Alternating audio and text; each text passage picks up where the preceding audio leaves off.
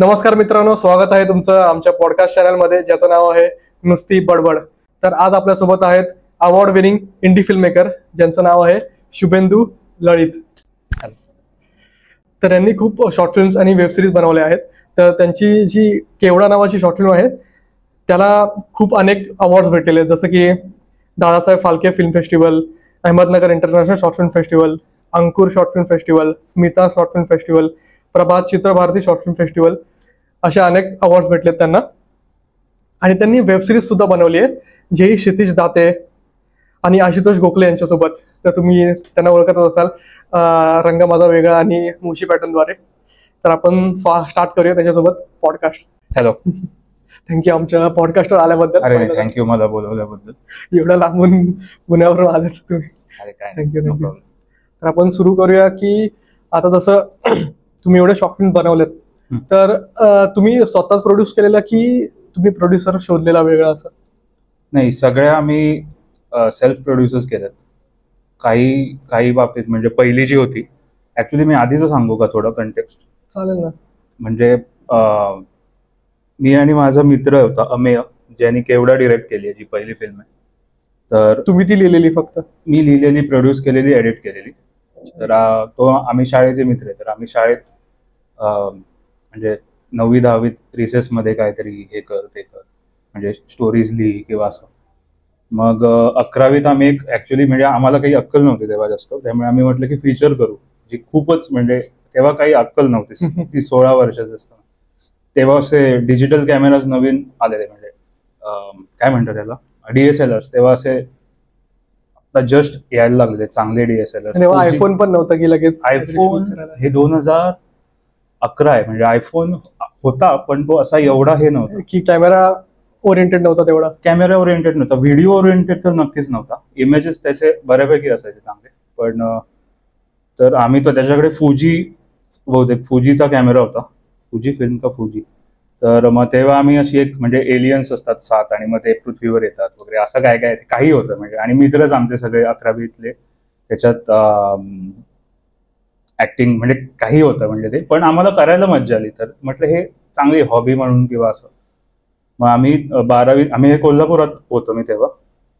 त्याच्यानंतर मी पुण्याला आलो 2012ला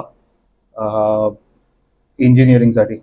IT मध्ये ऍडमिशन घेतलेली मी तेव्हा. आणि माझा मित्र अमेय पण आला इथे पुण्यात. तो फर्ग्युसनला होता, फोटोग्राफी आणि त्यांचं म्हणजे फिल्म रिलेटेड त्यांचा एक हे होता, त्याच्यात होता. तर आम्ही मग इथे आल्यावर म्हणजे पुण्यात आल्यावर पण एक मला वाटतं 12 एक शॉर्ट फिल्म्स केल्या, ज्या अशाच म्हणजे दाखवू नाही शकत कोणाला, अशा काही होत्या. बट तो एक लर्निंग फेज होता. असं लर्निंग फेज होता. आम्ही तर टाइमपासलाच करत होतो, असं काही हे नव्हतं की हे करू मग काय असं. काही नॉर्मल म्हणजे किडे असतातच म्हणजे. आणि तेव्हा पुण्यात आल्यावर नवीन जरा हे कर ते कर, त्याच्यात पण सेम म्हणजे की मित्रांना घेऊन अरे चल आपण करू काहीतरी असं.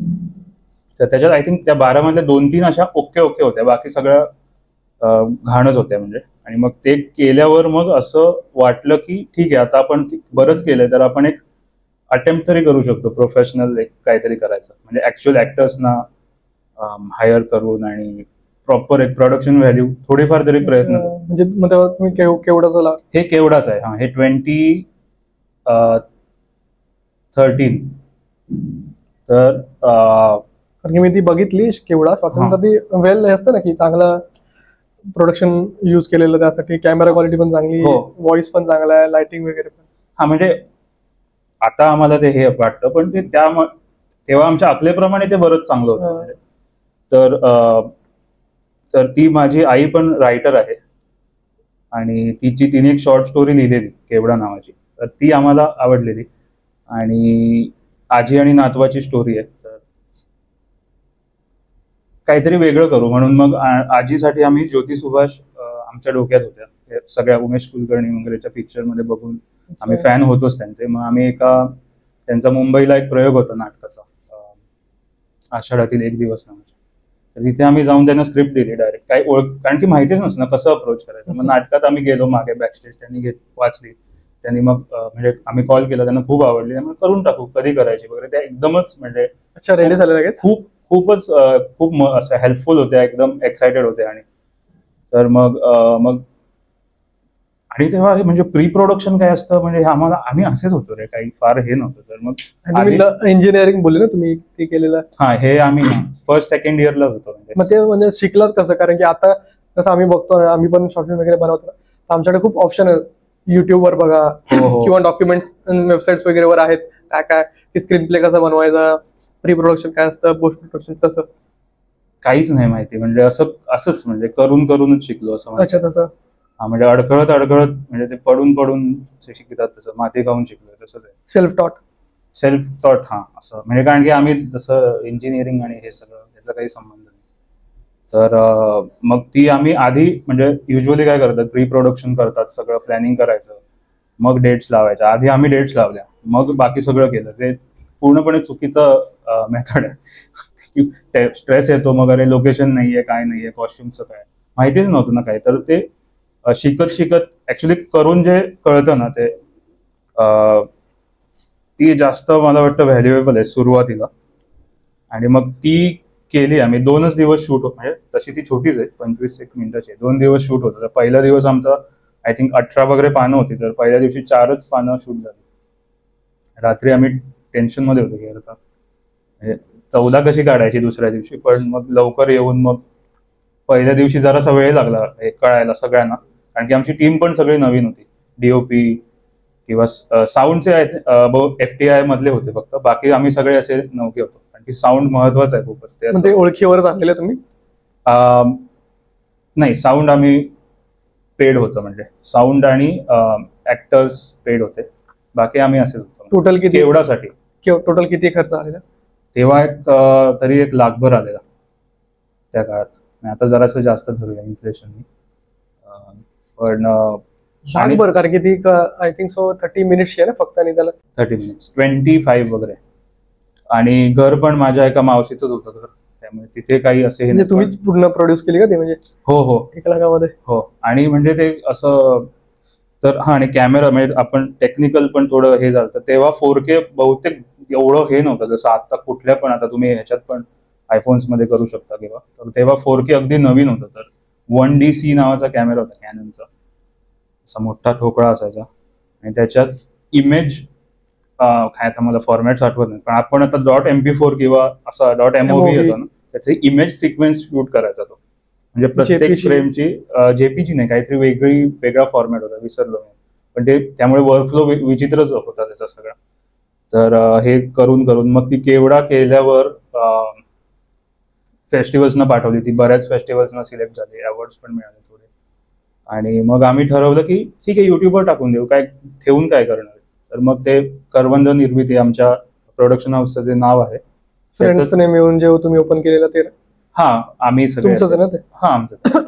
तर आईनी नाव सुचवलं मला, करवंद. आणि आपण दोघे कोकणातले, त्यामुळे ते आहे त्याचं. तर करवंद निर्मिती नावाचं चॅनेल काढून त्याच्यावरती टाकून दिली अशीच, मित्रांना पाठव, कुठे रिलेटिव्हना पाठव अशी. आणि मग ती अचानक त्याला रॅन्डमली व्ह्यूज यायला लागले खूप. काय माहिती, तेव्हाचे अल्गोरिदम्स वेगळे होते तेव्हा, आणि कंटेंट पण एवढं नव्हतं. हे खूप म्हणजे 2015ला मराठी कंटेंट असं काही फार नव्हतं. होतं थोडं, तेवढं नव्हतं. आणि आता तर 2.9 मिलियन व्ह्यूज आहेत आता त्याला. हो, बरेच आहेत. 2.5च्या वर तर आहेत, मी शेवटचं बघितलेलं. तर ते, आणि कॉमेंट्स त्याच्यातून बऱ्याच, म्हणजे त्यांच्या कॉमेंट्स वाचून पण खूप आम्हाला तेव्हा हे वाटायचं की कुठलाही माणूस कॉमेंट्स, म्हणजे लांबची लोक, की अरे आम्हाला आधीची आठवण आली, मी रडलो किंवा काय, असे बरेच जर वाचायचे असतील कुणाला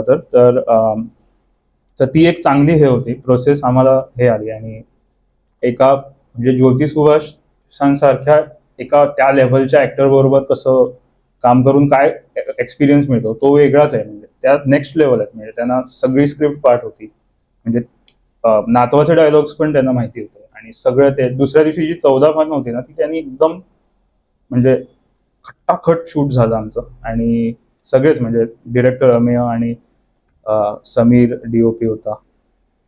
तर ते सगळं मग आम्ही एडिटिंग पण 8 महिने केलं, कारण असे मल्टिपल काय कारण की 4K आम्ही काय केलं, वाईड शूट केलं फ्रेम. त्यामुळे आम्हाला 100% झूम इन करायचा हे राहिला, वेगळे शॉर्ट साईजेस, कारण की वेळ नव्हता आम्हाला. अच्छा. 2 दिवस खूप आहेत तसे, पण तसे कमीच पण आहेत म्हणजे तेवढे लेन्थसाठी. तर म्हणजे आता आपण तू समज मिड शॉट आता हा शूट करतोस, तर आम्ही वाईडच घेतले जातो, मग त्यालाच मिड केला. क्लोजअप करून थोडं झूम इन करून. म्हणजे काही क्लोजअप्स पण घेतले प्रॉपर, पण डॉली शॉट एक होता. मग ते डॉली कशी हे असते काय असतं, म्हणजे VFX होते. तो जो नातू आहे आजीचा, तो स्क्रीनवर काहीतरी बघतोय ते नव्हतं आम्ही टाकलं तेव्हा, पण ते नंतर टाकायला काय ती वाट लागते ते कळालं. म्हणजे VFX कसं आहे ते, कारण की तो मुव्हिंग शॉट आहे, त्याच्यात ती स्क्रीन अशी हलते कॉम्प्युटरची, त्याच्या लॅपटॉपची. तर हे मग केवढा झाल्यावर हे सगळं झालं, मग आम्ही हे 2015ला मी ती टाकली ऑनलाईन. तर त्याच्या वेळी मग असं हे चालू होतं की आता पुढे काय करायचं, कारण की पिक्चर तर करू नाही शकत, म्हणजे फीचर फिल्म तर असं सोपं नाही ना कोण पण करणं. तर मग ऍक्च्युली तुला ब्रिंग ऑन द नाईट नावाची एक वेब सिरीज आहे, माहितीये का? ब्रिंग ऑन द नाईट खूप जुनी आहे, 2000 म्हणजे 2010च्या आधीचीच असेल मला वाटतं. ती MTV वर लागायची बहुतेक आधी, पण नंतर युट्यूबवर मला दिसली कधीतरी. आणि ती अशी मला तर वाटतं की ती पहिली वेब सिरीज असू शकेल भारतातली तशी टेक्निकली. 10 एपिसोडची जी छोटे छोटे एपिसोड, मुंबईत मित्र, एक मित्राचा एका क्लब असतो आणि मग असे म्हणजे त्या टाईपचे असे हिंदी. त्याच्या सारंग साठेचा पण एक रोल आहे छोटा, माकड भाई नावाचा, मस्त. मी थोडंफार बघितलं असं, पण नाव नसेल आठवत. हा,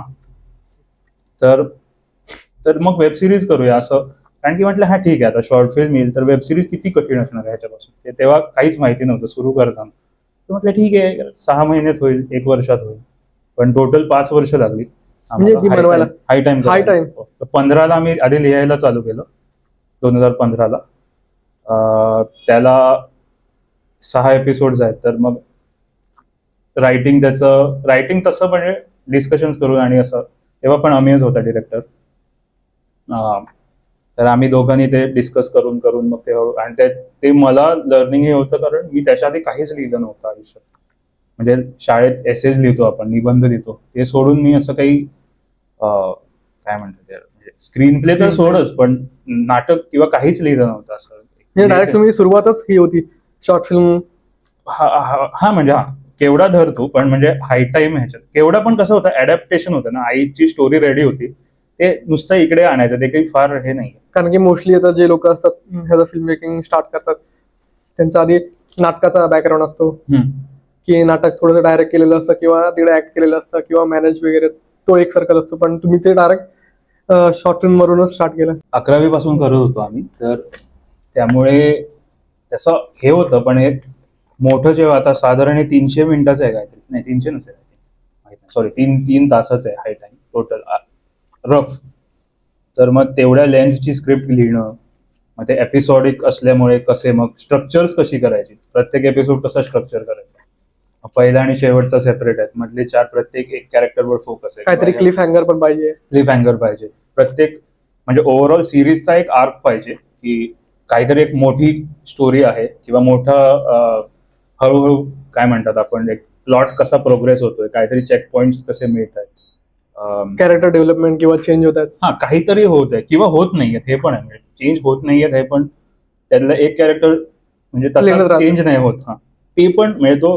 काय म्हणतात, रेजिस्ट करतोय चेंज, हा पण एक त्याचा फ्लॉ आहे. तर हे कसं, आणि प्रत्येक एपिसोडमध्ये पण एक छोटी काहीतरी स्टोरी पाहिजे ह्या चौघांची, प्लस त्या कॅरेक्टरवर ज्या फोकस आहे त्याची पण एक काहीतरी आर्क पाहिजे त्याच्यात. हे सगळं कसं मग हे, पण ती मजा म्हणजे त्याच्यात काय म्हणतात, ते लिहायला जेव्हा आपण चालू करतो कुठचा पण प्रोजेक्ट, ते लिहूनच कळतं की काय आहे. कारण की मी त्याच्या आधी खूप अशी आर्ट ऑफ स्टोरी किंवा जॉन ट्रुबीची पुस्तकं, स्क्रीन रायटिंग क्राफ्टवर असतात ना पुस्तकं, अशी बरीच आहेत हॉलिवूडमध्ये, की 3 ऍक्ट स्ट्रक्चर आणि 5 act structure, into the woods नावाचं एक चांगलं आहे. तर अशी बरीच पुस्तकं आहेत, पण ती एका पॉइंट नंतर त्याच्यात काही नाहीये, म्हणजे ते शेवटी तुला लिहूनच ते सेल्फ एक्सपिरियन्स घेतल्यानंतर ते थोडंसं रिअलाइज होतं की असं, आणि दुसऱ्यांना वाचून दाखवल्यावर कळतं की अरे हे घाण आहे. किंवा लोक सांगतात चांगले की अरे हे वर्क होत नाहीये, पण हे चांगलं आहे, हे वाढव ते वाढव. मग फर्स्ट आणि लास्टचं कसं, म्हणजे सुरुवात आहे बघ पहिल्या एपिसोडची, आणि एंड एकदम लास्ट एपिसोड, त्याच्यात काही सुरुवात आवडली ती इंटरेस्टिंग. कारचा जो सीन आहे, कार बिघडते, तर मला ती तुम्ही जे म्हणला पण जीप बिघडते, अशा काही गोष्टी. सॉरी, पण असं म्हणजे सुरुवातीला तो एकटा राहतो, त्याच्या जीप बरोबर असतो आणि मित्र येतात, शेवटी त्याला मित्र आता मी जास्त नाही सांगत कुणाला इन केस बघायचे असेल तर. पण ते स्पॉइलर होऊन जाईल. स्पॉइलर तसं काही स्पॉइल करण्यासारखं नाही आहे पण तर हे सीन होते. आणि तुम्ही आता जसं हाय टाइम मध्ये 2 फेमस चेहरे आहेत ना त्यात, क्षितिज दाते आणि आशुतोष गोखले, तर त्यांना कसं अप्रोच केलं? त्यात साईनाथ नावाचा माझा मित्र आहे, साईनाथ गणवाड, जो MITतच होता. तो खूप एकांकिकामध्ये तो बादशाह आहे. त्यांनी सवाई जिंकलंय. सवाई नावाची खूप मोठी स्पर्धा आहे.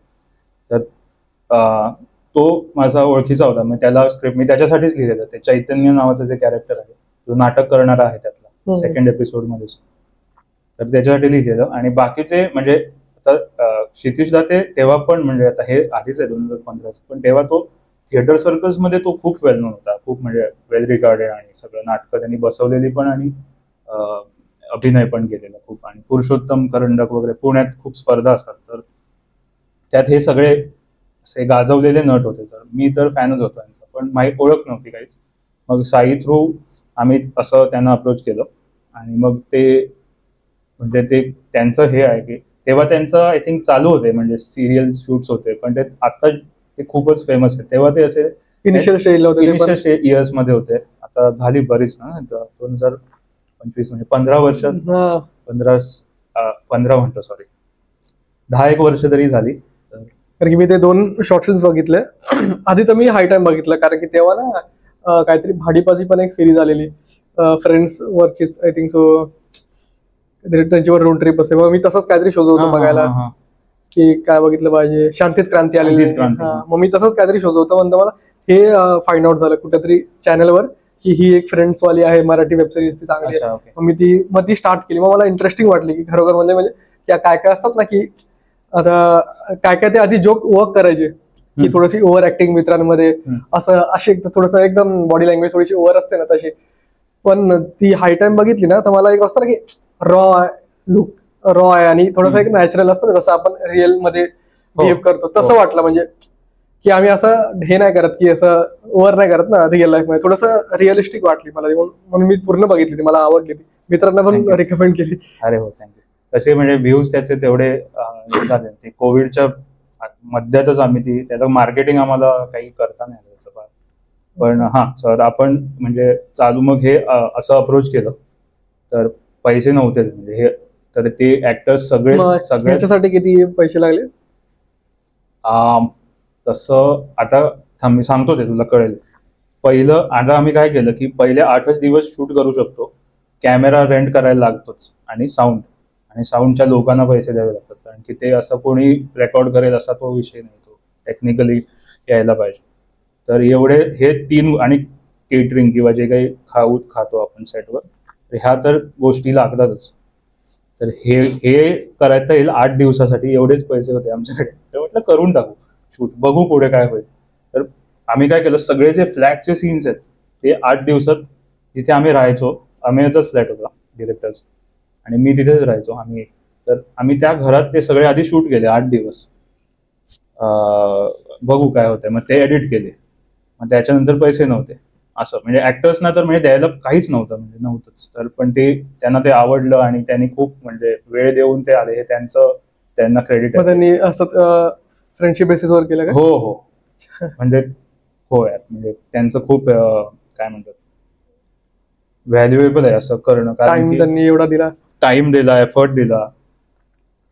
आशुतोष तर मुंबईचा आहे तर तो पुण्याला यायचा दरवेळी शूटसाठी. हो, त्यामुळे असं सगळं म्हणजे सगळ्यांनी ऍक्टर्सनी केलंय. अजून जे बाकीचे होते त्यांनी पण ते बरंच म्हणजे खूप लोकांनी त्याच्यात त्यांचा वेळ आणि एनर्जी दिली त्याच्यात सगळ्या ह्याच्यात. मग तुम्ही ते कॉलेज सोबतच करायचं का, कॉलेज की तुमचा वेगळा जॉब वगैरे पण होता? नाही, हे कॉलेजमध्येच होता. हे 16, 17, 18 असं शूट केलं असेल. त्यामुळे आम्ही असे 3rd इयर 4th इयर म्हणजे फॅमिलीकडून पैसे वगैरे घेऊन, फॅमिलीकडून पैसे घेऊन, कुठून पण एक कॉम्पिटिशन कर कुठची तरी, तिथे थोडे जिंकलं असं केलं. मग पहिलं हे शूट झालं, तर दुसरं एक शेड्यूल दुसरं लावायला नव्हतेच पैसे. मग तुम्ही प्रोड्युसर का नाही शोधला? अरे नाही मिळत, कठीण आहे का? म्हणजे कठीण आहे. आणि त्यात ही सिरीज अशी आहे, आता तू बघितली असेल की ते म्हणतात काय होत ह्याच्यात, तर काहीच होत नाही असं सांगतो ना आपण की काहीच होत नाही याच्यात. अच्छा मग हे आहे का, नाही हे पण नाही. स्लाइस ऑफ लाईफ टाईप आहे. हा, मग ते 3-4 अशा गोष्टी असतात ना, अच्छा मग ही गोष्ट आहे का, नाही ही पण नाही, मग काय आहे, नाही असं काय म्हणजे आता हे कसं तू एक एंड ऑफ एन एराचं जे फिलिंग असतं, कॉलेजमध्ये आपण मित्र असतो आणि मग असा एक अंदाज यायला लागतो ना की ओके आता संपणार आहे आणि वेगवेगळे लोक म्हणजे वेगवेगळी लोक वेगवेगळ्या दिशेला जाणार आहेत, काही सिटीज बदलतात, काही देश बदलतात, त्याचा तो एक झोन असतो, आपण सगळे सेम झोनमध्ये असतो म्हणून पण काही मैत्री असते म्हणजे काही लोकांबरोबर, आणि तो झोन बदलला की मग लोक तसा तो एक हे होतो ना. तर त्यातला जो अमेय नावाचा कॅरेक्टर आहे, जो इंजिनिअरिंग करणारा आहे, M3 ज्याचा बॅक राहिलेला असतो, तो तसे 4ही सेंटर असले तरी त्याच्या पॉईंट ऑफ व्ह्यूने आपण जास्त ते बघतोय की सगळे चाललेत लांब आपल्यापासून आणि तो कसा डील करतोय.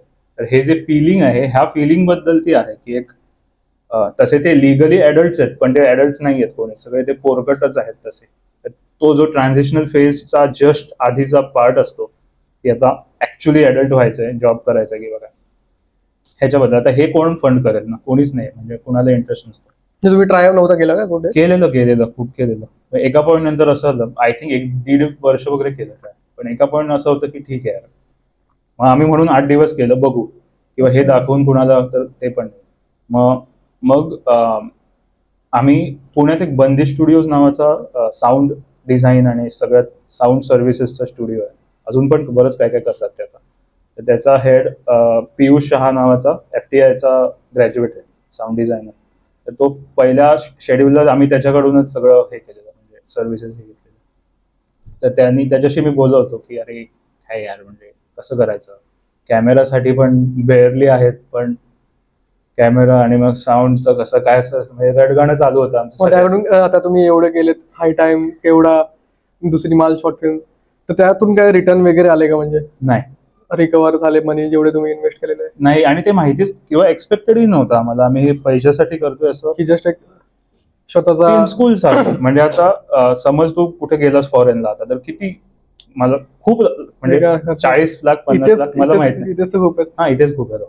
तर त्यावेळी इंटेन्शनली आम्ही हे केलेलं की फिल्म स्कूल म्हणून आम्ही ह्या प्रोजेक्टकडे बघत होतो, हाय टाइमकडे, की हे आपलं फिल्म स्कूल आहे, आपण करून बघू, एकतर आवडतंय की नाही करायला हे कळेल, आणि मग जमतंय का हे कळेल, आणि मग शिकायला पण मिळेल जे. आणि प्रत्येक गोष्ट जेव्हा करावी लागते झक मारत, आता जसं की लिहिताना मी लिहू शकतो की अरे ओपन जीप असते, 4 मित्र चाललेत, पण ओपन जीप मग शोधायला जी वाट लागते. सुवेद आमचा मालमध्ये पण आहे सुव्या नावाचा कॅरेक्टर, तो, आणि मग आम्ही तो ह्याच्यावर असा EP होता, एक्झिक्युटिव्ह प्रोड्युसर, सगळं तो हँडल करत होता, प्रोडक्शन वगैरे. तर मग जीप कशी शोधायची, तर ओळखीच्यात विचारली नाहीये, मग OLX वर गेलो, OLX वर जीप विकायला ज्यांनी टाकली त्यांना फोन केला, दादा प्लीज आम्हाला शूट करायला द्या. मग ते एक होते, त्यांनी सोमवंशी नावाचे, त्यांनी फक्त रेंटवर दिली जीप. तर असे करणं, हे करून कळतं की कसं मॅनेज करायचं फायनान्स. तर हा मी सांगत होतो की तर मग बंदी स्टुडिओज, पियुष शहा नावाचा जो आहे, तर त्यांनी मग तो म्हणाला मी को प्रोड्युसर आणि स्पॉन्सर करतो साऊंडचं सगळं, म्हणजे लोकेशन साऊंड जो असतो, सगळे लेपल्स, बूम्स, रेकॉर्डिस्टचे फीज त्यांनी हे केले. अच्छा, त्यामुळे खूप भार जातो, तो खूप एक्सपेन्सिव्ह असतं साऊंड इन जनरल, कॅमेरापेक्षा, ऍक्च्युली कॅमेराच्या रेंटल्सपेक्षा. तर आणि साऊंड महत्वाचा असतो खूप, कारण साऊंड तर मेन आहे. साऊंड गणला एक वेळ, लाइटिंग ठीक आहे, ग्रेडिंग ठीक आहे, तर ठीक आहे, पण साऊंड जर खराब असेल तर मग माणूस आवाज बरोबर नाही, इमर्सिव्हनेस जातो त्यातला. तर त्यांनी बंदी स्टुडिओजनी ते सगळं सेकंड आणि थर्ड 3 शेड्यूल झाली आमची.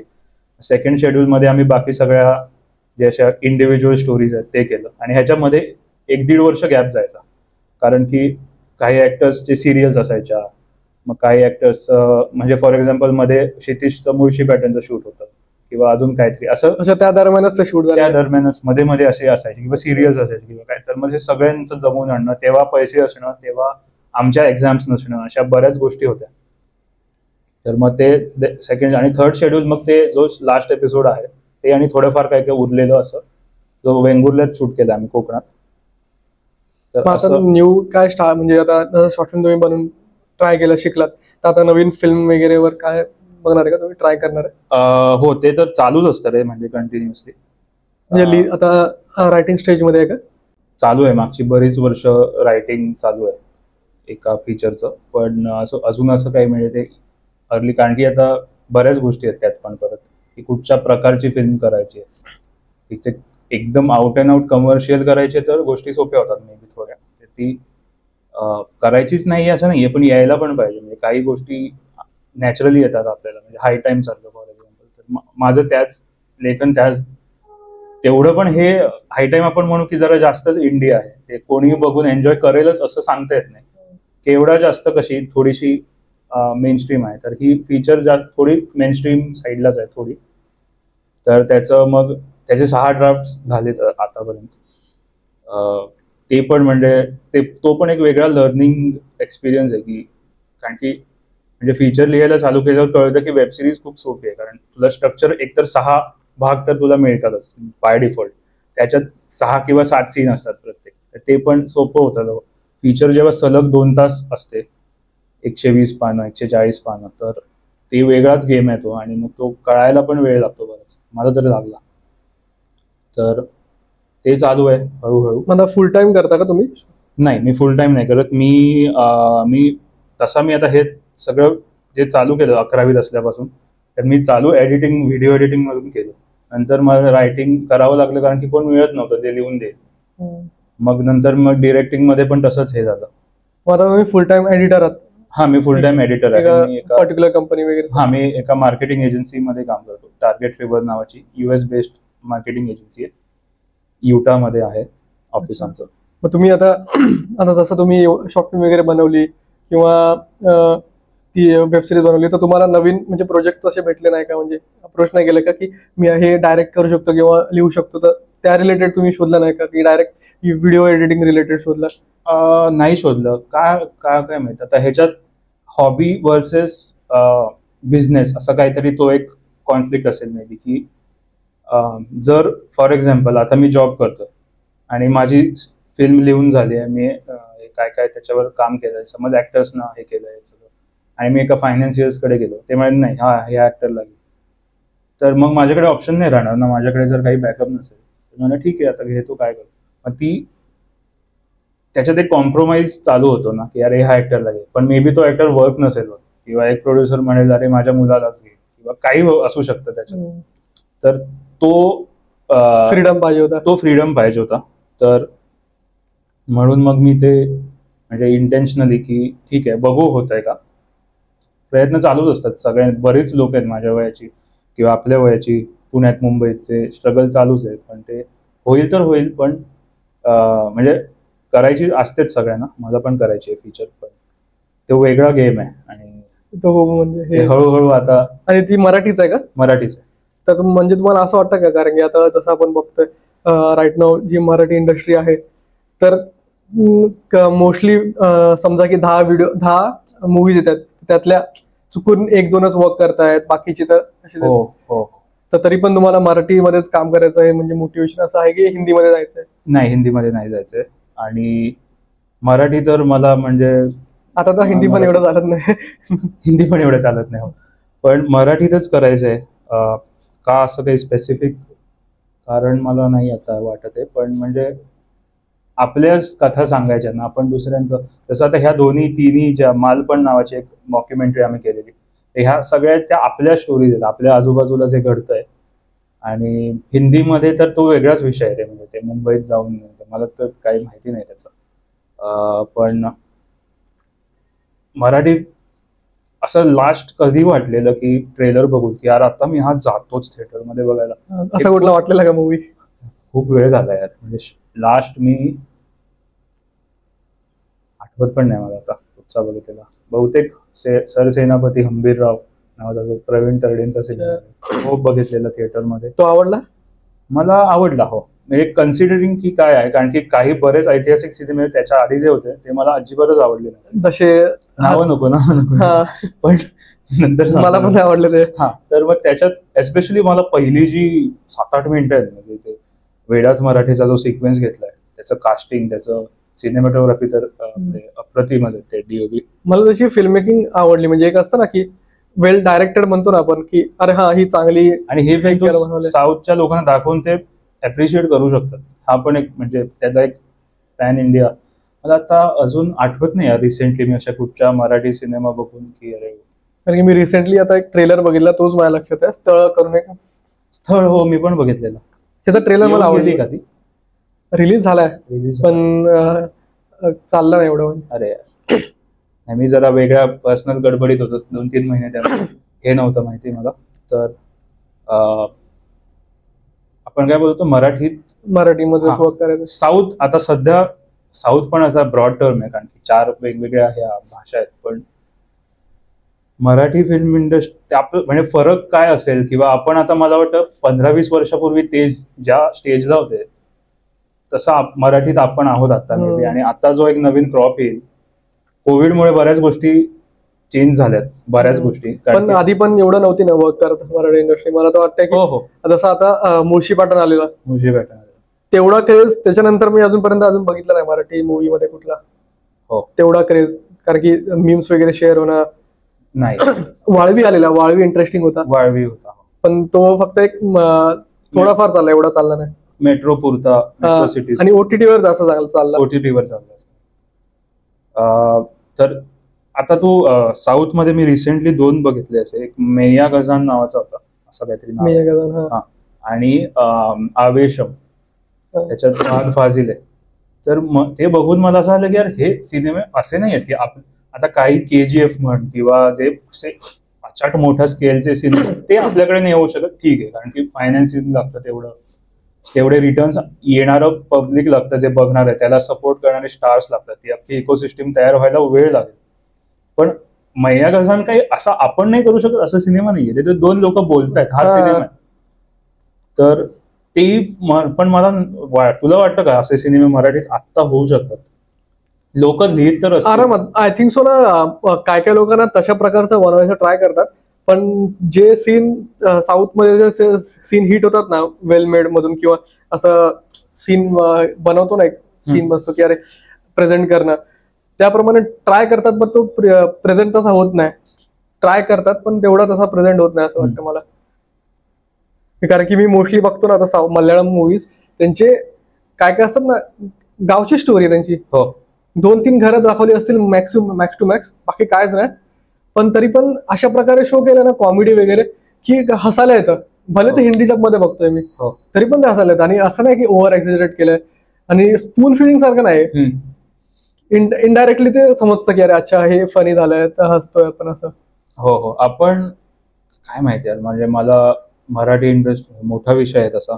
तर असं मराठी इंडस्ट्री मध्ये असं कोण वाटतं की म्हणजे आता कसं कन्नडा इंडस्ट्रीमध्ये तसं KGF होता, KGFचा डायरेक्टर कोण होता, नाव विसरलो, काय होतं, कोण होतं रे, प्रशांत नील. हा, तर प्रशांत नीलने कन्नडा इंडस्ट्रीला परत असं आणलं, तसं मराठीमध्ये नंतर पण एक कंटारा, रक्षित शेट्टी, रिषभ शेट्टी. तर मराठी इंडस्ट्रीमध्ये आहे का कोण तसं आणणार?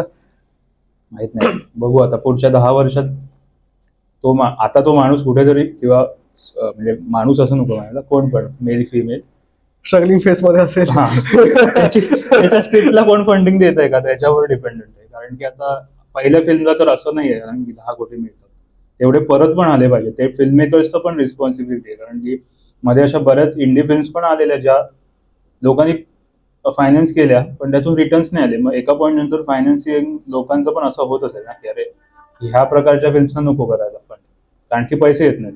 मग सगळंच ते म्हणजे. पण आता जसं नागराज मंजुळे यांचं नाव होतं आधी, फॅन्ड्री वगैरे आलेला, फॅन्ड्री पण असं काय हे नव्हतं, फॅन्ड्री किंवा सैराट वगैरे, तरी पण ते एवढे चालले. त्यांची ती नेक्स्ट लेवलची, त्यांची रायटिंग मध्ये एवढी ताकद आहे. रायटिंग आपलं मला कुठेतरी वाटतंय की वीक झालंय मराठी इंडस्ट्रीचं, कारण की ऍक्टर तर जबरदस्त आपल्याकडे ऍक्टर आहेत. ऍक्टर्सची परंपरा आणि थिएटर कडून खूप आलेलं आहे. पण तो एक जो साऊथनी जो एक तो थ्रेशोल्ड पार केला ना, आणि ते ग्लोबल पण म्हणेन मी, आता RRR वगैरे ग्लोबल हिट्स झाले, पण पॅन लेवलला पण जे वर्क होत आहे ते आपल्याकडे अजून तो सिनेमा आला नाहीये.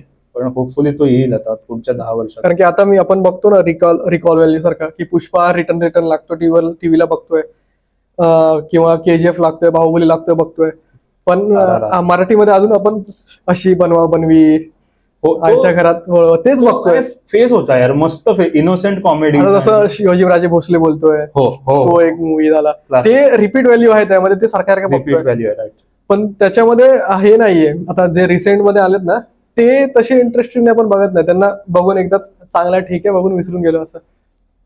रायटिंगचाच विषय आहे ना शेवटी. मला वाटतं की रायटर्सना किती पेमेंट मिळते इथपासून पण तो विषय आहे की तुम्हाला जर एक रायटर वर्षभर एका सिनेमावर त्यांनी काम करणं अपेक्षित आहे, कारण की चांगला लिहायला तेवढा वेळ द्यावाच म्हणजे वर्षभर, पण त्याला तेवढं पेमेंट पण मिळालं पाहिजे ना. त्याला पण EMIs असतील, त्याच्या मुलांच्या शाळेच्या फीज असतील, हे सगळं त्याला पण करायचं असेल तर तेवढं. मग ते रायटर्सना कसं आपण आपण म्हणजे मी काही इंडस्ट्रीत नाही आहे तसा, तर इंडस्ट्रीत कशी वागणूक मिळते रायटर्सना तिथपासून. मग कारण की साऊथचा ते आहे यार त्यांचं लेखन.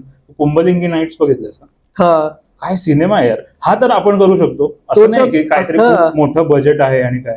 पण मेघा कसान मगाशी मी म्हणालो तसं, किंवा अजून आविषम बघायला गेलं तर तो पण मसाला मूवीज आहे, पण त्यात असं काय एलिव्हेशन सीन नाहीत की हाय बजेट लागेल त्यासाठी.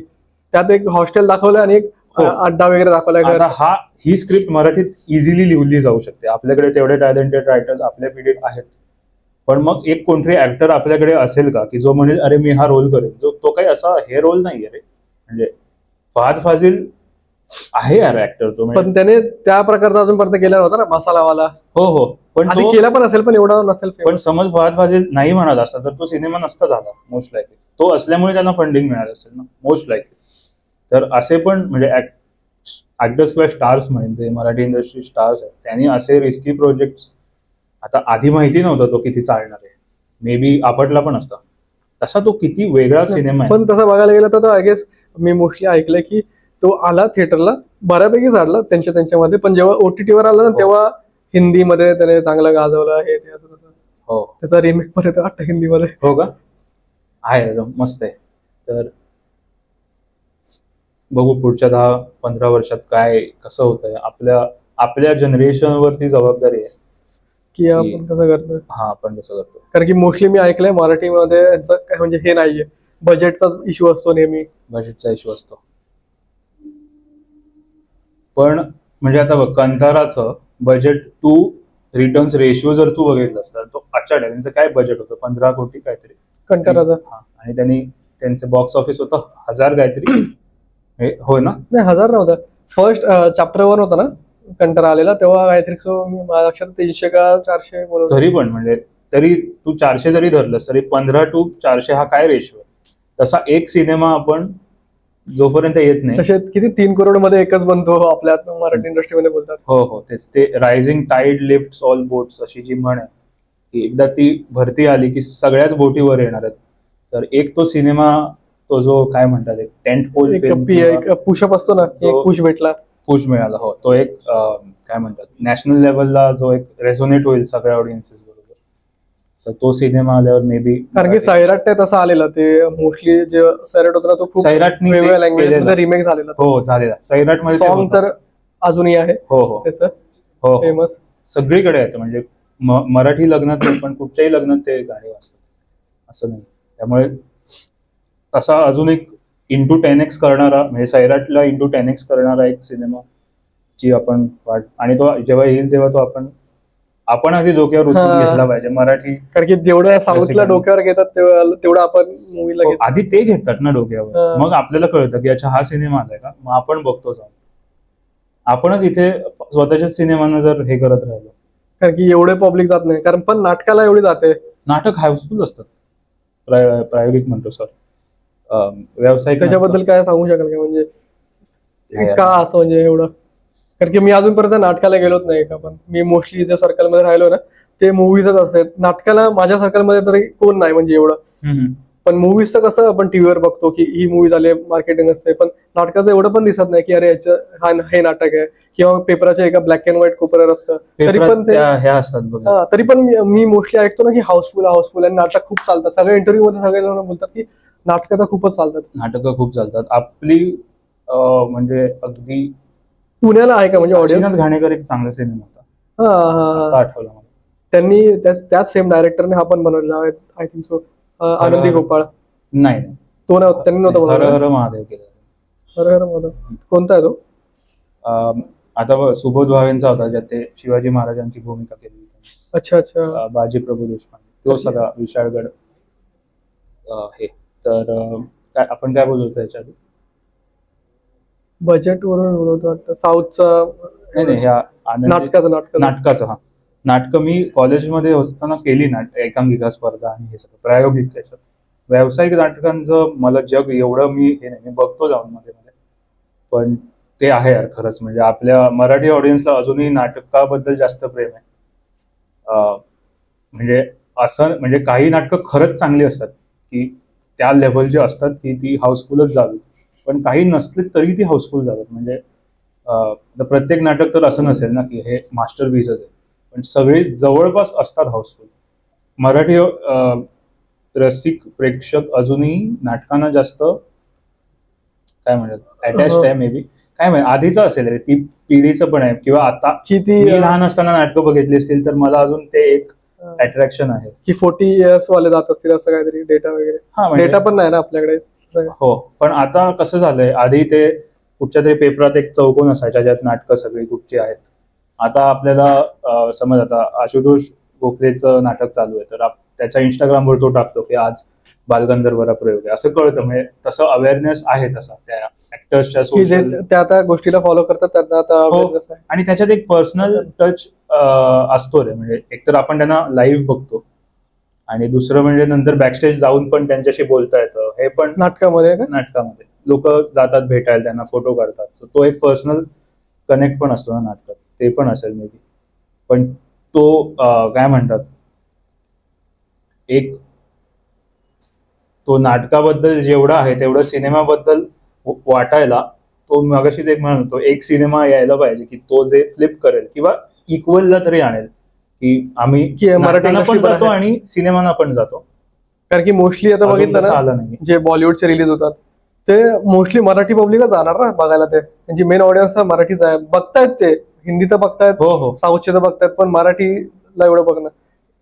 आणि तसा कॉन्टेंट पण नाही ना की एवढा डोक्यावर घेण्यासारखं. असं पण असू शकतं कारण असू शकेल. म्हणजे साऊथ मध्ये आधी पूर्वी साऊथची इमेज कशी होती की अरे काही म्हणजे काही कोणी उडतंय गाड्या हवेत. पण तो एक ट्रान्झिशन कसा झाला मला समजलं नाही. कारण की एक असतं ना की एक बॅड असतं ना की नेगेटिव्ह इमेज असते एका इंडस्ट्रीची, पण ती कशी लक्झरी बस मध्ये लावायचे ते सिनेमे आधी. मला ते आठवतं, मी अल्लू अर्जुनचा एक सिनेमा तेव्हा बघितलेला, सराई नोडू नावाचा. सराई नाडू. हा सराई नाडू. तर तो मी बोलवो, मी पुणे कोल्हापूर वगैरे असं ते लावायचे तेव्हा टीव्ही असायचे.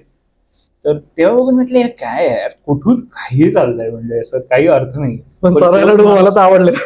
नाही, एन्जॉयबल आहे, पण त्याला लॉजिक काहीच नाही. ती इमेज होती ना की हे असेच करतात की डोकं बाहेर ठेवून जा किंवा. पण आता तसे सिनेमे, म्हणजे पुष्पामध्ये पण तो एलिमेंट आहे, तो एक मास प्लीजिंग एलिमेंट आहे की कुठल्याही स्ट्रेटामधला माणूस समाजातला जाऊन तो एन्जॉय, जर ओपन एक बेसिक ओपननेस पाहिजे की ठीक आहे मी सस्पेन्शन हे आपलं डिसबिलीफ सस्पेंड करतो आणि मला एन्जॉय करायचं ह्या झोन. पण असं पण नाही की आता बोरच करतोय तो. आता मसाला बॉलिवूड वाले पण करतात आता, कारण की मी बॉलिवूड वाले पण बघितले ना काय आणि पुष्पावर पण बघितला, पुष्पा 2.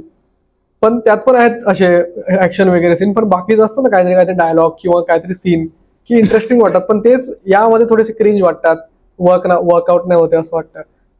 हो यार, ते म्हणजे फिल्म मेकिंगच आहे ते शेवटी. म्हणजे ते त्यांचं आहे जास्त चांगलं आणि ते व्हरायटी ऑफ फिल्म्स करतात. म्हणजे आता फहाद फाजिल सारखा ऍक्टर, एक मोठी पुष्पामध्ये पण तो होता, पण तो आवेशम पण करतो, अजून एक वेगळी काहीतरी करतो ज्याच्यात कुंभलंगी किंवा विक्रम तसा मोठा सिनेमा होता त्याच्यात पण. तर ते ऍक्टर्स पण असे हे आहेत रे, म्हणजे सिलेक्ट. आणि असं पण नाही की ते मेन रोलच करतात, मेन रोल पण भेटतात त्याला. त्याने पुष्पामध्ये विलन रोल पण केला जो हारतोय बरोबर ना दाखवलाय. आणि एका रजनीकांत मूवी मध्ये एक साइड ऍक्टरचा रोल पण केला त्याने. रजनीकांत अमिताभ बच्चन करून त्यामध्ये साइड चा करतो तो. हो, तर मोठा विषय आहे तसा. म्हणजे आता OTT बूम जो आलाय कोविड नंतर, त्यामुळे प्रत्येकाला एक्सपोजर आहे सगळ्या प्रकारच्या, सगळ्या म्हणजे भारतातल्या वेगवेगळे पण जगातले पण. म्हणजे आता कोरियन सिरियल्स किंवा कोरियन सिनेमे पण खूप फेमस आहेत नॉर्मली म्हणजे आधी इंडी फिल्म मेकर्स बघायचे किंवा म्हणजे जे तिथले बादशाह जे फिल्म मेकर्स आहेत, बॉंग जून असेल किंवा हॉंग सँग सो नावाचा एक फिल्म मेकर आहे, जो त्याचे सगळे सिनेमे दोन लोक, आपण जसे आता बसून बोलतोय असेच असतात, दोनच लोक बोलतात असेच सिनेमे सगळे, आणि तो वर्षाला 3-4 काढतो कधी कधी. तो वेगळाच ट्रिप आहे, तू बघ नक्की. तर असं तर आता सगळ्याला म्हणजे मराठीत पण त्या लेवलचं आपण आता केलं पाहिजे, कारण आता तुम्ही आता बोलला सवय झाली ना हे बघायची. सॉरी मी तो कट करतो. नाही. तो आता तुम्ही बोलला एक डायरेक्टर आहे की दोघं जण जस्ट बोलतात आणि तो जस्ट एक मूवी काढतो की 2 जण बोलतात, जस्ट तोच सीन आहे पूर्ण मूवी मध्ये. तसा एक मूवी जस्ट रिसेंटली बघितला मी, परफेक्ट डेज करून. परफेक्ट डेज मला बघायचंय, मी हे करून ठेवलंय वॉच लिस्ट मध्ये टाकून. मी बघीन बोललेलो, पण मी इंग्लिश डब मध्ये याची वाट बघत होतो, पण नंतर मला रिव्ह्यू मध्ये ऐकलं की त्यामध्ये डायलॉग्स नाहीत जास्त. हो जॅपनीज मध्येच आहे. खूपच छान आहे तो, मी वाचलंय त्याच्यावर. आता कारण की मध्ये कसं माहितीये का, त्यामध्ये माहितीये का की आता एखादा मूवी असतं त्यामध्ये रुटीन सांगतात, एखाद्या कॅरेक्टरचं रुटीन सांगतात की सकाळी उठतोय, ब्रश वगैरे करतो, आंघोळ करतो, कामाला जातो, काम करतोय, येतो. असे रुटीनवाले मी मूवीज बघायचं ट्राय केलेलं, किंवा बाकीचे असतात ना ऍव्हरेज वगैरे मूवी जे बनवतात, शॉर्ट फिल्म वगैरे तसे असतात, ते बोरिंग वाटले मला. पण जेव्हा मी परफेक्ट डेज बघितलं ना, की माहित नाही मला की तो मी बघतच बसलो, त्यात काय आहेच नाही, तो फक्त एका माणसाचा रुटीन सांगितलंय की जो टॉयलेट साफ करतो. पण माहित नाही मला, आय डोंट नो की मी काय हे केलं की त्यामध्ये काहीच नाही. मला ते बोरिंग का वाटलं आणि हा एवढा इंटरेस्टिंग का वाटला. फिल्म मेकिंग यार, तो डिरेक्टर काय लेवलचा माणूस आहे. कारण की त्याने सिम्पल गोष्ट पण अशी दाखवली ना की मी बघत बसलो की त्यात काय नाही, फक्त कचरा साफ करण्याचा आवाज येतोय, लाईट चेहऱ्यावर पडते, तो मेन कॅरेक्टर वरती फक्त आकाशात बघतोय, फोटो काढतोय. पण तू ऍब्झॉर्ब झालास की मी विसरून गेलो की अरे हा बघूया आपण, त्यात काय घडत नाही की कोणतरी आलं, बॉम्बस्फोट झाला किंवा काय अपोकॅलिप्स झालं, काय इंटरेस्टिंग घडत नाही. तरी पण मी बघत बसलो, मला तेच माहित नाही. कारण की अशा मूवीज पण मला आवडली, मी सरप्राईज स्वतः झालो की मला तर हे आवडत नव्हते. मी कारण की ट्राय करून बघायचं. हॉलिवूडचे पण काय असतील ते खूप लोकांना आवडले. हॉलिवूडच्या सिनेमांमध्ये कॅरेक्टर्स अशी जी असतात ज्यांना अँबिशन असते की मला काहीतरी करायचंय, मला काहीतरी फोडायचंय आयुष्यात, किंवा खूप ड्रिव्हन कॅरेक्टर्स असतात. पण आता परफेक्ट डेज मधला कॅरेक्टर काही नकोच आहे, त्याला तो कंटेंट आहे, गोल नाही काय मेन कॅरेक्टर. आणि तो असं नाही की तो बीटीत जगतोय की यार मी काय करतोय आयुष्यात, असं नाही. तो टॉयलेट क्लीनर आहे, म्हणजे सॅनिटेशन वर्कर आहे, पण तो कंटेंट आहे आयुष्यात. हे त्यांचा वेगळाच प्रकारचा सिनेमा आहे. म्हणजे काय म्हणतात, साऊथ कोरियन तर बरेच आहेत. आपला हा एक सिनेमा बघ, तुला आवडेल तर, डस्ट इन द विंड नावाचा सिनेमा आहे. तो पण असंच आहे की असं फार काय होतं असं नाही, पण एक ते फील असतं ना की हा सिनेमा बघितल्यावर यार काहीतरी बदललंय आयुष्यात, असं आपल्याला आतून वाटतं. एक रेव्होल्युशन येतं आपल्याला आतून की यार मी बदललोय हा सिनेमा बघितल्यानंतर. किंवा चंकिंग एक्सप्रेस बघितलंस का तू? मेमरीज ऑफ मर्डर, हे जे तिकडचे in the mood for love, हे जे त्यांची एक काय म्हणतात जॅपनीज, याच्यात जॅपनीज पण आले. आय थिंक सो ते कोरियन होते. तुम्ही आता जे कोरियन हो, हाँगकाँग, कोरिया, जपान मध्ये पण. आपला शॉपलिफ्टर्सचा डिरेक्टर कोण आहे, तिचं स्टील वॉकिंग नावाचा सिनेमा आहे, खूप सुंदर. जपानचे मी हाच बघितला फर्स्ट बघायला गेलं ना, बाकीचे तर मी अॅनिमेज बघितलं. मी परफेक्ट डेजच बघितला mostly. Okay, perfect days Japanese आहे का कोरियन? Perfect days Japanese. माझं राहिला यार, मी तो लगेच बघतो आता. तर त्यांच्याकडून पण ती सेन्सिबिलिटीज वेगळी आहे त्यांची, त्या जगाची, त्या पार्ट ऑफ द जगाची, की त्यांचा अप्रोच वेगळाच आहे सिनेमाला, स्टोरी टेलिंगला. तो त्यांनी त्यांच्या लिटरेचर, त्यांचं जगण्याची पद्धती, ह्याच्यातून त्यांनी तो डिराईव्ह केला. तसा आपण पण आपला शोधला पाहिजे ना. आपण डायरेक्टली बॉलिवूडचं उचलतो किंवा मग आता आपण साऊथचं उचलतो, असं नाही. आपलं पण काहीतरी आहे. मराठी कल्चर, आता मी सगळे इंग्लिश शब्द वापरतो, इंग्रजी शब्द. तर आपल्याकडून आपण अजून वेचून घेतलं पाहिजे. आणि तिकडचे जे सिनेमा आहेत ते बघून एक वेगळं काय म्हणतात, एक वेगळा अप्रोच आहे. तसे हळूहळू आपल्याकडे वेगवेगळे अप्रोचेस, हळूहळू सिनेमा यायला लागले. त्याच्यासाठी बजेट्स पण कमी बजेटमध्ये कशी चांगली फिल्म तयार करायची, हे पण एक स्किल आहे शिकण्यासारखं. कारण की आता असं नाही होणार आहे ना, तू समज तू उद्या फीचर लिहिलीस आणि तू मला 5 कोटी द्या, कोण नाही देणार आहे यार, कोण देणार आहे? माझ्याकडे असेल तरी मी तुला देणार, कारण की मी म्हणणार कसे परत येणार आहे, ते पुढचे ओटीटी राईट्सला किती मिळतात तुला, थिएट्रिकल किती एक्सपेक्टेड आहे, असं मार्केटिंगला परत एक्स्ट्रा जातात, तर कुठच्या स्टार्सना तू घेणार आहेस हे सगळं. तर ते पण आता वाळवी बघितलं ना, तर वाळवी तर मला तर वाटतं खूप लो बजेट मध्ये बनला असेल, कारण की त्यात लोकेशन वगैरे एवढे हाय नाहीत. मला पण तो तर असेल बजेट त्याचं बऱ्यापैकी, असेल बजेट बऱ्यापैकी, पण एक ब्रिलियंट म्हणू शकतो ना, की एक तरी कमीच आहे, म्हणजे सांगू शकतो की बाहेरच्या लोकांना वाळवी बघा असं सांगू शकतो, वाळवी बघ. हा, म्हणजे मराठीच्या हिशोबाने मे बी जास्त असेल. आणि हा पण मला आवडला, तो आत्मा पॅम्पलेट. आत्मा पॅम्पलेट हो बघितला, हो एक नंबर. तो खरा मला वाटलं की अरे, पण तो किती मला माहिती नाही किती हे झालं त्याचं, किंवा कसा तो सक्सेसफुल होता बॉक्स ऑफिसवर, पण त्याच्यात त्यांनी वेगळंच एक काय म्हणतात, एक मसाला मूवी, आणि त्याचं ट्रीटमेंट खूप वेगळी होती. व्हॉइस ओव्हर चालू आहे. स्टार्टिंगच मला इंटरेस्टिंग वाटली की त्याचा पेम्पलेट का नाव ठेवलं आत्मा पेम्पलेट. हो, आत्मकथा की आता मी जसं एवढं वर्क केलं आणि राईट नाव तुम्ही करताय ॲज अ एडिटर, आणि साईड बाय साईड तुमचं फ्युचर फिल्मवर पण काम चालू आहे. तर तुम्ही जे न्यू कमर हे आहेत, फिल्म मेकर्स आहेत, एस्पायरिंग फिल्म मेकर्स आहेत, तर तुम्ही त्यांना काय हे करू शकता, ऍडवाइस देऊ शकता? असं म्हणजे मी पण न्यू कमरच आहे, मला काय फार मी आयुष्यात काही केलं असं नाही, पण म्हणजे इव्हन 10 वर्ष आधी जेवढं कठीण होतं करायला, कठीण असं नाही म्हणणार मी यार, असं नाही की आम्हाला फिल्मवर शूट करायला लागायचं आणि मग ते डेव्हलपिंग एवढं नव्हतं, पण आता तर अजूनच ऍक्सेसिबल झालं. म्हणजे आपण फोनमध्ये 4K 8K होतं हल्ली बऱ्यापैकी, म्हणजे तुम्ही जे पहिल्या आम्ही ज्या केल्या बघ 12 म्हणालो, त्या तर फोनवर होऊ शकतात मित्रांना घेऊन काय करून. मग रायटिंग पासूनच ते चालू होतं, की मग लिहिणंच मेन आहे सध्या, आणखी कोणीही करू शकतो, प्रत्येकाच्या खिशात फोन आहे, फोनमध्ये पण एडिटिंग होतं, सगळं होतं फोनमध्ये आता, किंवा लॅपटॉप्स पण, कसं काही ऍक्सेसिबिलिटीचा विषय नाही राहिला आता. तर मग अडतं कुठे येऊन, तर म्हणजे फोनवर पण फीचर फिल्म होऊ शकते जर अगदीच त्या लेवलला जाऊन करायचं असेल तर. मग लेखनाचाच विषय आहे, मग सिनेमे जास्तीत जास्त बघणं, जगातले देशातले पण आपले वेगवेगळ्या भागांमधले. वाचणं बंद झालंय, वाचायला पाहिजे, स्क्रिप्ट वाचणं. स्क्रीन प्लेज ऑनलाईन मिळतात खूप सिनेमांचे. समज तो एखादा there will be blood cinema आहे, किंवा असा कुठचा तरी चांगला सिनेमा, कुठचाही आवडणारा सिनेमा घेतला त्याचाच, किंवा टॅरंटिनोचा, स्कॉर्सेझी, कोण पण, त्यांचा स्क्रीन प्ले मिळतो, तर तो घेऊन वाचणं की कसे लिहितात हे ऍक्च्युली लोक, तर ते वाचून पण कळतं बरंच. तर रायटिंगवरच फोकस करणं कुठच्या पण ह्याला, म्हणजे स्टोरी टेलिंगवर. इनफॅक्ट आता टेक्निकल, म्हणजे आम्ही सुरू केलं तेव्हा फिल्म रायट नावाचं एक युट्यूब चॅनल, फिल्म रायट, मी त्याला फॉलो करतो, रायन. तर तेव्हा ते पण म्हणजे कमी होतं कंटेंट त्या डोमेन मधलं, पण तसा होता त्यांचा पण. आता तर म्हणजे भरभरून आहे युट्यूबवर, तर म्हणजे अख्खं फिल्म स्कूल युट्यूबवर आहे. तर ते करूनच शिकण्यासारखी गोष्ट आहे ती. अशी फिल्म स्कूलला जाऊन तुम्हाला काही गोष्टी कळतात, पण शेवटी जोपर्यंत तुम्ही ऍक्च्युली उतरून काहीतरी करत नाही तोपर्यंत मला नाही वाटत पुढे जाता येईल. त्यामुळे जास्तीत जास्त करणं, आणि विदाऊट प्रत्येक क्रिएटर किंवा हे प्रत्येक कंटेंटला मॉनिटाईज करायला जातो, ते मला नाही पटत.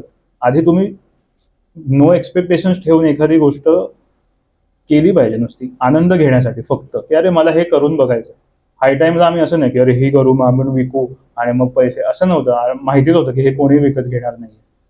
तर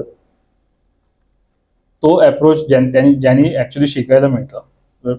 जसं आपण आता, तू पण जॉब करतोस, तर मॉनिटायझेशनसाठी ह्याच्यात घुसणं ते वेगळा एक झोन झाला. पण आधी तो एक इनिशियल इयर्स जी असतात, म्हणजे एक कुठचा पण आर्टिस्ट काय म्हणतात, ते नावारूपाला येण्याआधी तो खूप वर्ष अंधारात असतो, आणि त्याचं जे चालू असतं ते केलं पाहिजे ना डायरेक्टली. आता म्हणजे रील किंवा तो एक सोशल कंटेंट क्रिएटिंग हा वेगळाच झोन आहे, तो तर मला काहीच माहिती नाही त्याच्याबद्दल. पण मी हे फिल्म मेकिंग रिलेटेड म्हणतो, की रायटिंग आणि स्टोरी टेलिंगवर नाटकं बघणं, नाटकं वाचणं, सिनेमा बघणं, पुस्तकं वाचणं, नाटकं करून पण, म्हणजे आता ऍक्टिंग समज डिरेक्ट कसं करायचं ऍक्टर्सना, हे कसं कळेल, डिरेक्ट करूनच कळेल. प्रत्येक ऍक्टरची वेगळी प्रोसेस असते. की अरे आपण स्वतःहून ट्राय करून शिकलं पाहिजे, डायरेक्ट पैशाच्या मागे भागून काय हे नाही. हा म्हणजे असं मला वाटतं. माझं कारण आता आता कसं तुम्ही अजून तुमचं एज काय 30 30 आहे.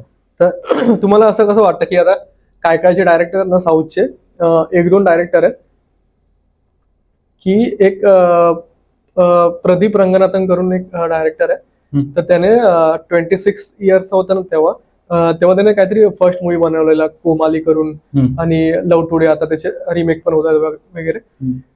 तर तो चांगला ग्रो झाला, म्हणजे त्याने स्टार्टिंगला स्ट्रगल केला त्याने, त्याचा पण बॅकग्राऊंड वगैरे नव्हता.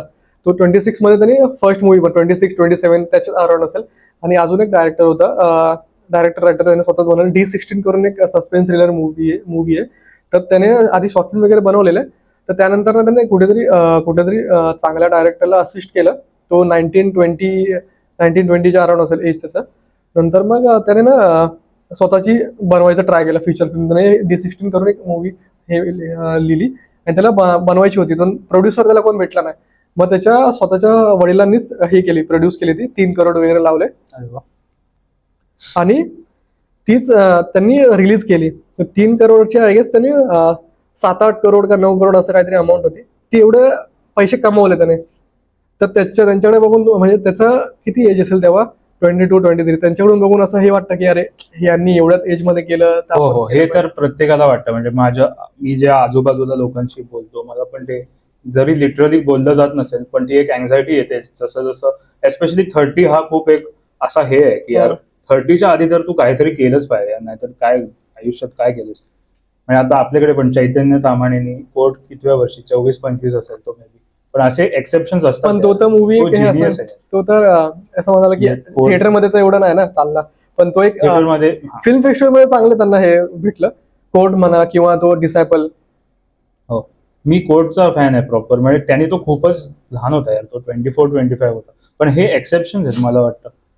प्रत्येकाचं तर वेगळं असतं जर्नी. आपण असं कम्पेअर करून तर काही उपयोग नाही की अरे ह्यानी हे. पण तो थॉट येतोस की अरे हो अरे आता पॉल थॉमस अँडरसन अमेरिकेतला बादशाह डिरेक्टर, तो त्यांनी पण असं म्हणजे 23व्या वर्षी वगैरे केली आहे पहिले फीचर. 23 काय असतं यार, म्हणजे अक्कलच नव्हती मला तर 23व्या वर्षी. तर ते ठीक आहे.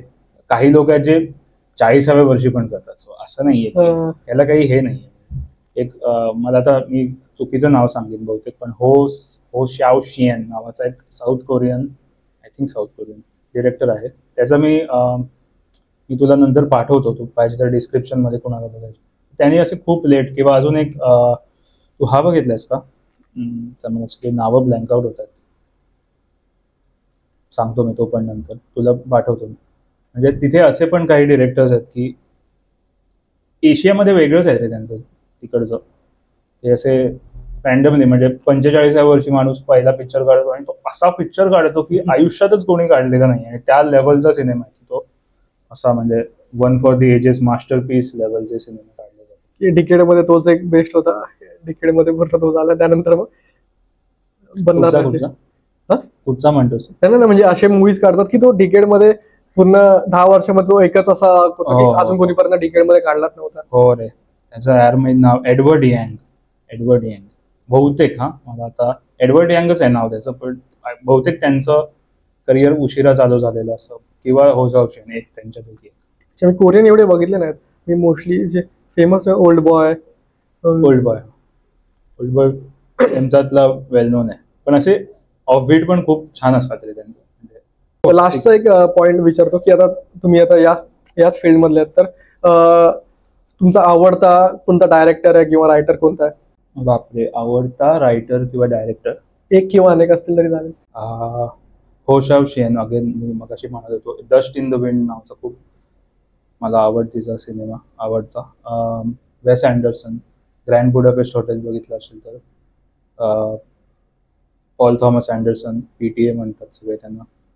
टॅरेंटिनो, असे काही म्हणजे फार मी काही खूप कोपऱ्यातले शोधून म्हणतो असे नाही, बरेच आहेत यार. आणि मराठी मधलं कोण आहे का? मराठीमध्ये चैतन्य ताम्हाणे म्हणालो मी मगाशी. मला डिसायपल कोर्ट एवढा नाही आवडला, पण मला म्हणजे पुढचा सिनेमा तर मी पहिला असेल रांगेत त्याचा बघायला. नागराज मंजुळे, अविनाश अरुण, उमेश कुलकर्णी, अजून आता मी नावं विसरतोय, परेश मोकाशी. परेश मोये ते आत्मविमलेट पण त्यांनीच लिहिलं. हरिश्चंद्राची फॅक्टरी माझा म्हणजे तो मस्त आहे मूवी, ऑल टाइम फेवरेट आहे. एक नंबर मूवी आहे तो. आयुष्यात मला कधी पण असं वाटलं नाही अरे यार काय नाही काय चाललंय, मी तो सिनेमा बघतो, मी लगेच नॉर्मल होतो. तो तर नॅशनल अवॉर्ड विनिंग आहे मूवी. पीक सिनेमा आहे तो, म्हणजे तो आहे. आणि अजून आता कसं डायरेक्टरचं नाव घेतलं तर आता फेवरेट मूवीज काय तुमची लिस्ट? मराठीतल्या ऑल ओव्हर मराठी पण असं झालं. लॉरेन्स ऑफ अरेबिया माझा all time favourite. Grand Budapest Hotel मी सांगितलंय. आता मला एकदम खासकन डोक्यात येत नाहीयेत. Chungking Express, dust in the wind, मी एक पण बघितलं स्टील वॉकिंग बघ. किंवा मी तुला लिस्ट पाठवतो, तू डिस्क्रिप्शन मध्ये टाकते कोणाला इंटरेस्ट असेल तर. आणि मराठी मधला मराठीतला फॅक्टरी, तो हरिश्चंद्राची फॅक्टरी, वळू, किल्ला, fort, pantry, Kashinath Ghanekar, Mulshi pattern. हे रिसेंट म्हणजे 2005 नंतरचे. बनवा बनवी वगैरे ते तर क्लासिक्स आहेत, त्यांना कोणीच हात नाही. ऑल टाइम गो आहेत ते. ऑल टाइम गोट आहेत ते ऍक्च्युअल. चालेल, चला इथेच आपण एंड करूया. हो. थँक्यू, तुम्ही एवढं लांबून आला पॉडकास्ट साठी. मला मजा आली, पहिल्यांदाच हे असं नवीन आहे माझ्यासाठी. थँक्यू तुमचं पुन्हा एकदा. आणि ऑडियन्सचं पण जर तुम्हाला हा पॉडकास्ट आवडला असेल तर नक्की आम्हाला सबस्क्राईब करा.